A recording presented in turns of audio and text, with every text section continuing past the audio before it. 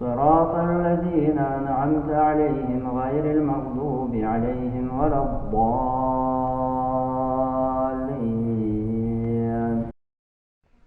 بسم الله الرحمن الرحيم.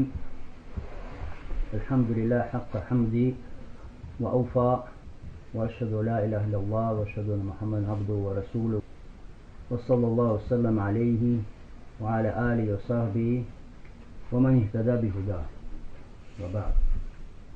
Альхамдулиллах, по милости Аллаха Субхану ва Тааля, мы собрались сегодня с вами здесь, с разных мест, в такую погоду. Иншаллаху Тааля, нас заставило здесь встретиться всех любовь друг к другу в Аллахе Субхану ва Тааля, то есть ради Аллаха Субхану ва Тааля. И польза от таких встреч, она большая, получает пользу все. Хорошо? Все стороны получают друг от друга пользу от этого общения и установления любви, и укрепления любви, и помощи друг другу в деле призыва к Аллаху Субхану ва Тааля. И мы знаем, что верующие, они как один организм, как одно тело. Хорошо? А в теле каждый орган выполняет свою функцию.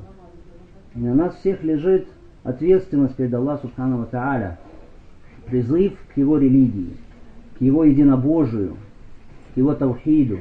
И каждый должен выполнять в этой работе свою функцию, свою работу. Все мы как один организм, каждый, что может, ради того, чтобы устанавливался таухид, Аллах Субхану ва Тааля, и правильное убеждение, и правильное понимание этой религии.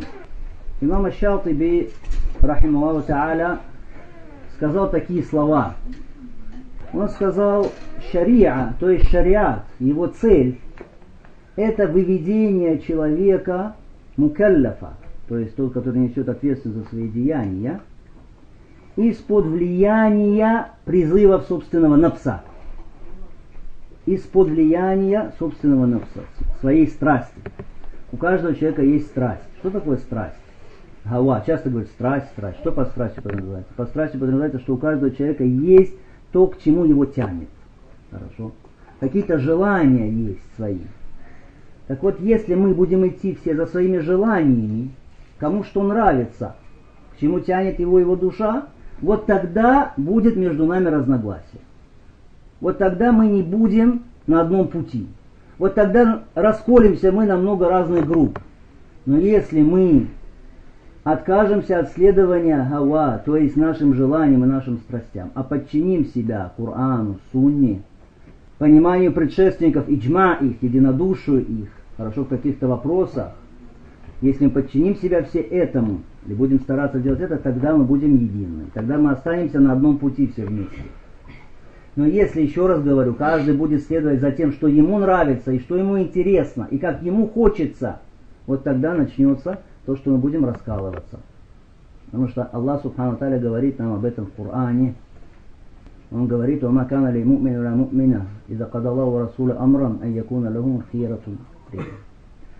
Для верующего мужчины, верующего женщины, если что-то решил Аллах и его посланник, нет для них выбора в их деле. Хорошо. То есть, как решил Аллах, как решил посланник, если мы будем этому подчиняться, делая джихад, то есть борясь со своими желаниями, которые у нас есть в нашем нафсе, хорошо, это то, что требует от нас Аллах Субхану Тааля, тогда мы будем на одном пути. А от нас требуется быть на одном пути. Итак, первый завет, который даю себе я и вам, это чтобы делать джихад со своими желаниями, со своими устремлениями, подчиняя их, сказал Аллах, сказал пророк. Хорошо? Подчиняя их тому, что сказал Аллах и что сказал посланник. Тогда мы обретем счастье, тогда мы обретем единство, тогда мы обретем взаимную любовь. Коран и Сунна, в них содержится огромное количество, бесчисленное количество мудрых заветов. И каждый из нас здесь на своем месте является призывающим к религии Аллаха Субхану ва Тааля. Эти заветы, поэтому каждому из нас нужно знать и руководствоваться ими. Один из заветов Аллах Субхану ва Тааля говорит: وَأَنَّ هَذَا صِرَاطِي مُسْتَقِيمًا فَاتَّبِعُوهُ وَلَا تَتَّبِعُوا السُّبُلَ فَتَفَرَّقَ بِكُمْ عَنْ سَبِيلِهِ. Аллах Субхану ва Тааля говорит, и это есть сират, то есть путь мой прямой. Следуйте за ним и не следуйте субуль, дорожками. То есть разными дорожками, как мы сказали, у каждого что? Своя страсть какая-то. Каждый идет туда, куда ему интересно. Нет, следуйте по этому сирату мустакима. Не следуйте дорожкам, иначе эти дорожки отведут вас от его пути, от его единого пути. На что указывает нам этот аят, этот завет Аллаха Субхану ва Тааля? На то, что если мы будем следовать по этому сирату, единому пути, только тогда мы придем к Аллаху Субхану ва Тааля. Тогда мы придем к вечному блаженству. Тогда мы придем к тому, что получим это наслаждение смотреть на лик Аллаха Субхану ва Тааля. Если же люди начинают следовать разным дорожкам, хорошо, все, тогда они отойдут от этого прямого пути. Означает ли это, что каждый из нас должен делать одно и то же? Хорошо, что все, значит, должны быть, предположим, тулябул ильм, то есть искателями знания с большой буквы, знать Коран наизусть, знать сунну, хорошо, знать в совершенстве арабский язык, знать другие науки шариатские, каждый из нас должен быть талиб аль-илм? Ученый? Нет. Значит ли это, что каждый должен быть муджахид? Нет. Значит ли это, что каждый должен быть аббад, то есть тот, который проводит огромное количество времени в поклонении, то есть, например, в намазе? Нет. Аллах Субхану ва Тааля говорит в Коране: «Валядина джахаду фина ланахдияннахум субулана». А те, которые делают джихад ради нас, то есть усердствуют ради нас, джихад это не только имеется в виду джихад с оружием, имеется в виду здесь усердие ради Аллаха Субхану ва Тааля. Усилия человека ради Аллаха Субхану. Так вот, кто ради Аллаха Субхану ва Тааля усердствует, Аллах говорит, мы поведем их нашими путями. Смотрите, здесь сказано нашими путями уже. Во множественном числе. Кто-то скажет, там сказано одним путем идти, здесь нашими путями. Аллах говорит. Почему? Да потому что этот сиратуль мустаким, то есть единый путь, сират, он включает в себя много дорог, да, разных, которые все объединяются вот этим вот сиратуль мустаким. Как это? Это значит, кто-то может, альхамдулилля, у него есть способность к получению знаний, серьезного. Да, он посвящает себя этому.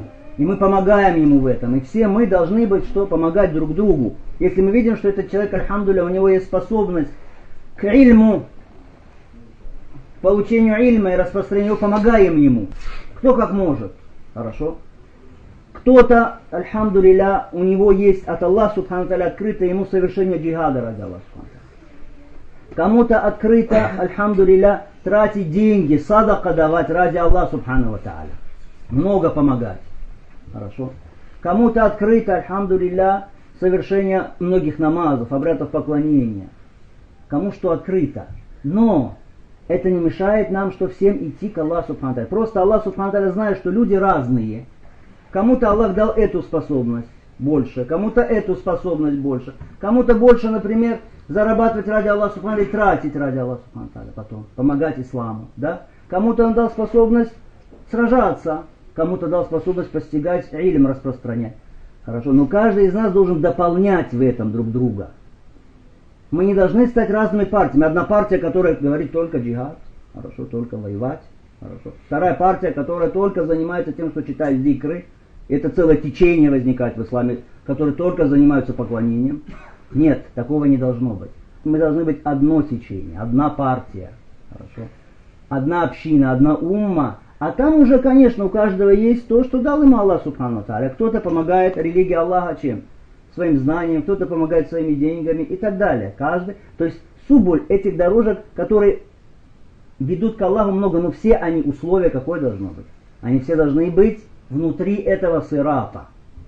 Хорошо? Внутри этой одной дороги, одного пути, который установил Аллах Субхану ва Тааля. Это очень важно. И здесь мы все как помогаем друг, кто как может. Поэтому имаму Малику ибн Анасу, рахимахуллаху тааля, сказали однажды, вот ты имам в знании. У тебя такое знание, что все устремляются к тебе с вопросами. Все смотрят на тебя, как например. Но мы видим, что ты во многих вопросах слаб. Ты не совершаешь джихад, не воюешь, ты не выезжаешь, не живешь на границах исламского государства, халифата, да, с неверными на этих границах не живешь, то есть нет у тебя рибат, хорошо, и так далее, и так далее. Имам Малик сказал: Аллах Субхану ва Тааля создал меня таким, открыв мне ильм, то есть он, обладающий великим пониманием религии, великим знанием, дал такой мудрый ответ. Он сказал: Аллах мне дал это, мне дал ильм и способность постигать знания, распространять его. А кому-то Аллах Субхану ва Тааля открыл дверь для садака, и он приближается к Аллаху, давая садака. А кому-то Аллах Субхану ва Тааля открыл дверь к джихаду, и он совершает ради Аллаха Субхану ва Тааля джихад, и этим приближается к Аллаху Субхану ва Тааля. И я, сказал он, доволен тем, что открыл для меня мой Господь. Что открыл для меня Аллах, тем я доволен. Поэтому, когда мы привели этот аят, что вот это мой путь, говорит Аллах Субхану ва Тааля, следуйте же по нему и не следуйте дорожками. Дорожка имеется в виду что? Те все дорожки, которые являются что? Страстями. Кому-то интересно это, он идет по этой дороге. Кому-то интересно это, нравится, он идет по этой дороге. Хорошо. Нет, надо идти по одному сирату. Но здесь в сирате уже для каждого есть что? Свое место, в зависимости от его, того, чем он наделен, Аллах Субхану ва Тааля. И каждый должен по мере своих возможностей, по мере того, как он создан и чем наделен Аллах, какими способностями помогать религии Аллаха Субхану ва Тааля. Это первый завет. Первый завет: «Уанна хаза сирати мустакима». Это есть мой прямой путь, следуйте по нему. Он указывает там на что? На то, что все мы должны быть последователями одного пути. Не должно быть разных путей. Все мы должны любить друг друга. И между нами не должно быть распри и каких-то соревнований. Хорошо. Соревнований только в хорошем, чтобы угодить Аллаху Субхану ва Тааля. Но какого-то соперничества, так что люди не любят друг друга, делятся на разные группы. Хорошо, вот такой-то джамаат, и такой-то джамаат, и те не любят таких, а эти не любят таких. Это дава аль-джахилия. Это призывы времен джахилии. Таковские, а это таковские, а это таковские. Хорошо. Это призыв времен джахилии. У нас критерий отношения к людям не на основании того, из какого они джамаата. Отношение к людям у нас на основании того, как он следует этому сирату. Сирату мустаким. Коран, сунна, понимание предшественников. Это первый завет. Это первый завет. Второй завет. Сура Аль-Анфаль. Начало. «Ваттакуллаху ва атию зата бейникум ва атию Аллаха ва Расуля», сказано. Бойтесь Аллаха и налаживайте отношения между вами и подчиняйтесь Аллаху и его посланнику. В этом аяте или в этих словах три завета на самом деле. Первый завет какой? «Ваттакуллаха». Бойтесь Аллаха. Аллах Субхану ва Тааля заповедует нам здесь ат-таква. Ат-таква. Что такое ат-таква? Ат-таква, Тарк ибн Хабиб дал определение очень хорошее, мы часто повторяем его с вами. Ат-таква, богобоязненность, это когда человек совершает то, что приказал Аллах на основании света от Аллаха, надеясь на награду Аллаха. Когда человек оставляет запрет Аллаха на основании света от Аллаха, то есть на основании знания, да, на основании Курана и Сунны, боясь наказания Аллаха. Вот что такое таква, вот что такое богобоязненность. Стержнем богобоязненности является что? Кто может обрести богобоязненность? Стержнем ее является ихляс. Что такое ихляс? Ихляс это значит, что человек ставит себе одну цель. Хорошо? Это Аллах Субхану ва Тааля. В сердце, деяния, которые в сердце у него происходят, совершаются сердцем деяния, внешние деяния. Он это все делает ради Аллаха Субхану ва Тааля только. Его цель только Аллах. Довольство Аллаха. Ни какое-то положение в обществе, ни власть, ни деньги, ни имущество, ни бизнес, ничего другого. Хорошо? А Аллах Субхану ва Тааля. Это ихляс. Это искреннее совершение деяния ради Аллаха Субхану ва Тааля. Как трудно быть по-настоящему искренним ради Аллаха Субхану ва Тааля. Это настоящий джихад. Поэтому сказано в хадисе: «Муджахид ман юджахиду нафса». Муджахид это тот, кто делает джихад со своим нафсом. Человеку быть искренним и совершать его дела Ради Аллаха очень трудно. Шейтан все время хочет увести человека от этого. Поэтому Пророк говорит, больше всего я для вас боюсь чего? Скрытого ширка, скрытого многобожия. Спросили, что это за скрытое многобожие? Спросили, он сказал, Пророк, это рия, это совершение деяний на показ людям. Что скажут люди? Что обо мне подумают люди? И человек сам не замечает, как он совершает намаз, думает, что люди скажут о нем. Дает садака, думает, что люди подумают. Вот подумают, какой щедрый он, какой он великодушный. Совершает джихад, думает, вот скажут ребята, скажут люди, какой я храбрый. Хорошо. И так далее. Получает ильм, получает знания человек, думает, как это приятно, когда тебе оказывают уважение. Когда все говорят, ой, какой он знающий, сколько он знает из Корана, сколько знает из хадиса, вот надо ему задать вопрос. Человек уже сам не понимает, что он уже не ради Аллаха получает знания. Поэтому Пророк говорит в хадисе, кто получает знание религиозное ради того, чтобы хвастаться перед другими знающими, для того, чтобы спорить с глупцами, и для того, чтобы обращать на себя внимание людей, войдет в ад. Поэтому ихляс это стержень. Ихляс это стержень. И передают по поводу ученика Ибн Мас'уда, ученика Абдуллы ибн Мас'уда, ради Аллаху ан, которого звали Раби ибн Хусейн, из последователей, ученых, знатоков фикха, захидов, то есть аскетов, что однажды он приказал своей семье приготовить самую лучшую еду, которая только есть. Куфе. Куфа это город, да, в Ираке, он там жил. Мы знаем, что Абдулла ибн Мас'уд там жил, да, долгое время. Он приказал приготовить ему такую еду, самую лучшую, какая только есть. Своей семье приказал это сделать.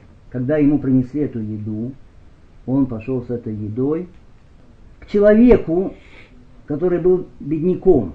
Помимо того, что он был бедняк, он был еще слепой. Это значит, он не мог видеть, кто ему дает еду. Плюс к этому он был глухой. Он не слышал ничего, никакие слова. Плюс к этому он был немой. Он был бедный, он был слепой, он был глухой, и он был немой.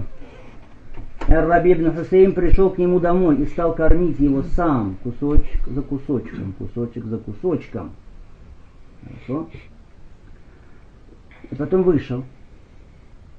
Аллах Субхану Тааля, если хочет, и Аллах Субхану Тааля часто так делает, если он видит, что человек искренне делает ради него, то он выявляет этот поступок, и люди узнают о нем. Хотя сам человек не хочет, чтобы знали о нем, но Аллах делает так, что люди узнают. Хорошо? Так вот, люди узнали, может быть, это была его семья, что он накормил этого человека, и ради него приказал приготовить ему лучшую еду. Сказали ему, а зачем ты, что ты получишь? Даже он тебе спасибо не может сказать, он не мой. Даже спасибо он не может тебе сказать, он не мой. Он не слышал, кто ему принес это, он глухой. Он не увидел тебя, он слепой. И он разозлился. А Раби разозлился и сказал, но ведь Аллах знает, и ведь Аллах видит, и ведь Аллах слышит. Поэтому, если делаем какое-то доброе деяние, не нужно стремиться к тому, чтобы об этом узнали люди. Нужно знать, что об этом знает Аллах, и этого должно быть достаточно. Достаточно того, что знает Аллах. Аллах Субхану Тааля часто, как мы сказали, выявляет это деяние человека, что люди узнают о нем. И потом остается это притчей во языцах, да, то есть потом до судного дня, если пожелает Аллах, люди говорят об искренности этого человека, но не потому, что этот человек хотел, чтобы люди узнали, Аллах захотел, чтобы люди узнали. Итак, первое, стержень таква это что? Ихляс. Если в человеке нет искренности, тогда ожидать добра такому человеку не нужно. Тогда не ожидается вообще добра от такого человека. Хорошо. Это первый завет в этом аяте. А второй завет что? Ва аслиху зата бейникум сказано. И налаживайте отношения между вами. Субханаллах. Этот аят был ниспослан по поводу чего? Был ниспослан по поводу того, что получили мусульмане добычу, то есть военные трофеи в результате джихада, и начались какие-то раздоры, то есть какие-то разногласия. Кто-то сказал, нет, ты не прав, нет, ты не прав, и так далее. И Аллах Субхану ва Тааля приказал им бояться Его. И наладить отношения друг с другом. Наладить отношения друг с другом. И подчиниться Аллаху и Его посланнику, как они скажут, как разделить эту добычу, как разделить эти военные трофеи, так и разделить их. Васлиху зата бейникум. Вот это вот налаживание отношений мусульман друг с другом, это очень важно. Это то, что приказывает нам Аллах Субхану ва Тааля. Из величайших возможностей приблизиться к Аллаху и получить Его довольство, это наладить отношения с братьями мусульманами. Хорошо. И с теми, с кем у тебя есть разногласия. И с теми, с кем у тебя нет разногласий, чтобы у тебя были хорошие отношения. Люди ссорятся из-за мирских вопросов каких-то. Что-то из-за денег у них происходит, какие-то недопонимания в вопросе финансовых, вопросов финансовых. Или еще каких-то. Ты про меня что-то сказал, я про тебя что-то где-то сказал. А я услышал, что ты про меня сказал. Ты когда-то невежливо со мной поговорил. И люди начинают обижаться друг на друга. И ненавидеть друг друга. Верующие люди начинают ненавидеть друг друга. У Муслим ибн Хаджадж, мухаддис, в его сборнике хадис такой. Сказано, что поистине прощается юфар ли кулли му'мин. Каждому верующему прощается в понедельник, прощаются его грехи. Хорошо? Илля ман кана бейна бейна ахихи хусума. Кроме тех, у кого есть ссора с братом. Фаюкаль унзуру азини хатта ясталиха. И говорится тогда, Аллах Субхану Тааля говорит, отложить этим, не будет им прощено, пока они не помирятся. Субханаллах. Это значит, что хорошие отношения твои с братьями мусульманами, чтобы у тебя не было ссор, чтобы не было обид, раздоров, разногласий. Значит, это залог чего? Получение прощения от Аллаха Субхану Тааля. То есть ты можешь получить Аллаха прощение при каком условии? Что у тебя нет раздоров и ссор, споров с твоими братьями. И поэтому Пророк сам запретил больше 3 дней мусульманам двум не разговаривать друг с другом или не здороваться друг с другом. Хорошо, 3 дня дал Аллах Субхану Тааля. Почему 3 дня дал? Учитывая слабость нашу. Да, бывает человек вот обиделся на кого-то, какое-то невежливое слово ему сказали или еще что-то. Да, обиделся он. Трудно перебороть себя. Да, поэтому ему дано 3 дня на это. Но больше 3 дней нельзя. Все. Есть только вопрос, который называется аль-хаджар аш-шар'и, то есть бойкотирование шариатское, когда кто-то бойкотируется, хорошо, какой-то человек, который совершает явные грехи или призывает к ереси, к бидатам, к новшествам религии, его бойкотируют, да, бывает это, но там есть свои условия, хорошо. Мы говорили с вами, если в этом есть польза для этого человека или для общества, да, и так далее. А так просто, особенно если это мирские какие-то разногласия друг между другом, нельзя. Поэтому Аллах говорит: «Ва аслиху зата бейникум». Примиряйте, то есть налаживайте отношения друг с другом. Субханаллах. Но как много тех, кто не выполняет эту обязанность Аллаха Субхану Тааля среди братьев. И поймите, братья, что мы вот так вот, одно слово кто-то сказал про кого-то, потом эта группа сидит здесь про кого-то сказала. И вот уже смотрим, единая когда-то община раскололась уже на 2 партии. Потом эта партия на 2 партии еще. Потом еще группы, которые уже не любят друг друга, конкурируют друг с другом. Как мы можем противостоять вот этому морю всех заблуждений, заблудших групп, если мы друг с другом будем не в ладах?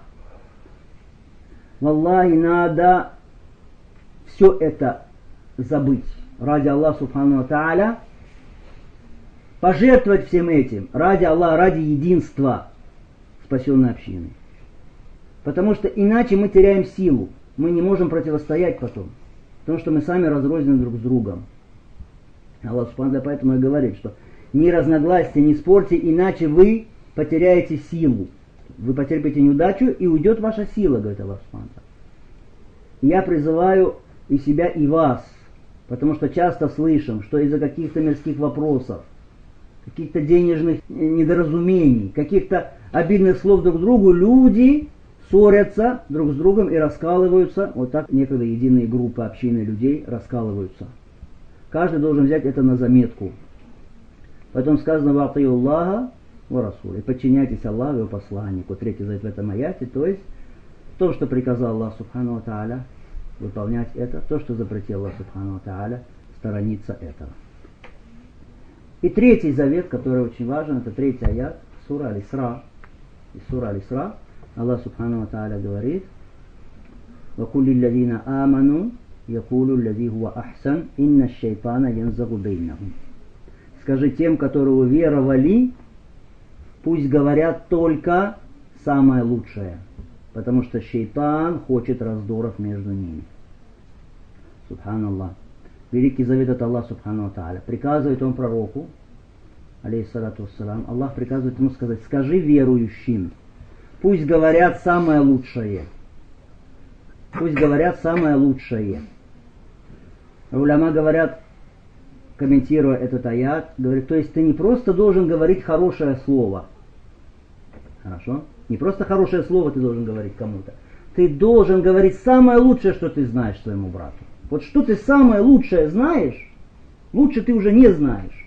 Говори это своему брату. Прежде даже, чем ты будешь желать человеку добра словом и распространять добро словом, говорить этому молись, говорить этому постись, говорить этому давай садака, ты сначала должен вот тут в сердце обрести насиха, нус, то есть искреннее отношение к твоему брату. Потому что пророк саллаллаху алейхи ва саллям говорит: «Ад-дину насиха». Религия — это искреннее отношение к кому, о посланник Аллаха, говорят сподвижники? Лилляхи, вали китаби, вали расули, вали айматиль муслимин, вали аммати. Это искреннее отношение к Аллаху, к его книге, его посланнику, правителям мусульман и простым мусульманам. Ко всем мусульманам должно быть искреннее отношение. Джарир ибн Абдилля аль-Баджали говорит: я дал присягу пророку, алейхиссалату вассалям, что я буду выстаивать намаз, давать закат и искренне относиться к верующим ко всем. Искренне. То есть желать им того, что ты желаешь себе. И Джарир ибн Абдилля дал эту присягу. Потом соблюдал ее всю жизнь, альхамдулилля. И рассказывает, что однажды он купил одного человека лошадь. Купил эту лошадь за, Аллаху алям, 200 дирхамов. Потом он поехал на этой лошади и смотрит, что лошадь хорошая. Вернулся к этому человеку и говорит: ты знаешь, ты мне дешево продал ее. Больше даю тебе. Она стоит больше, и дает ему 400. Потом уехал дальше. Через некоторое время он смотрит, что лошадь вообще очень хорошая. Он опять вернулся к этому человеку и говорит ему: опять продешевил ты. Стоит больше она. Еще дал ему. Уехал, в третий раз вернулся, пока до 800 дирхамов не довел стоимость этой лошади. Потому что он не просто услышал от пророка, саллаллаху алейхи ва саллям, что надо быть искренним к верующим. Как мы все слышим это. Хорошо, только у нас, к сожалению, когда пророк, саллаллаху алейхи ва саллям, ниже ключица не уходит туда. В сердце не заходит это. В уши заходит или в горле остается. Вот мы говорим: да, религия, это искреннее отношение. Да. Хорошо. Но где на практике это? Так вот, то, что ты приказываешь людям делать хорошее, перед этим ты вот здесь в сердце должен устранить нелюбовь к верующим. Какое-то состязание с другими. Борьбу за положение в этом мире.